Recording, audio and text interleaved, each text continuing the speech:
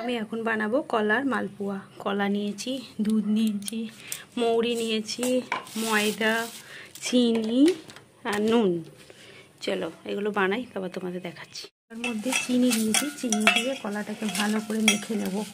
ঠিক আছে, কলা আর চিনিটাকে চটকে নেওয়ার পর এর মধ্যে দিয়ে দিলাম ময়দা, তারপর দেবো মৌরি, তারপর একটু নুন দিয়ে দুধ দিয়ে এটাকে ব্যাটারের মতন করবো, যেরকম বেসন, খুব পাতলাও না খুব গাঢ়ও না।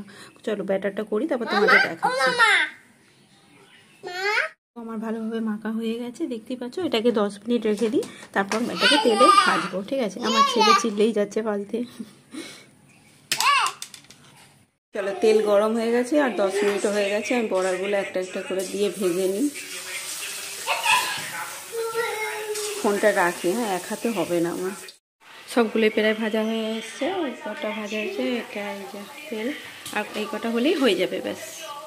একটা ছোট্ট পানা হয়েছিল, খুব ভালোই লাগলো খেতে, মালপোয়ার মতো পুরো টেস্টি। তোমরাও বানিয়ে দেখবে, খুব সহজা আর খুব তাড়াতাড়ি হয়ে যায়, বেশ ভালো টেস্টি। এটা হলে আমি একটু শোবো, তারপর বিকেলবেলায় আমার বর এলে তারপর খাবো, নাহলে আগে খেয়ে তারপর ও আসতে দেরি হয় তো, তার জন্য।